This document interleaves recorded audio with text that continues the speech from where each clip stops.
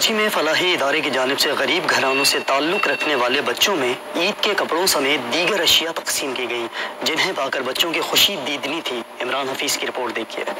کراچی میں فلاحی ادارے نے غریب بچوں کے چہروں پر مسکراہٹیں بکھیر دیں۔ فلاحی ادارے کی جانب سے غریب گھرانوں سے تعلق رکھنے والے بچوں میں عید کے کپڑے اور دیگر اشیاء تقسیم کی گئیں، جنہیں پا کر بچے خوش ہو گئے۔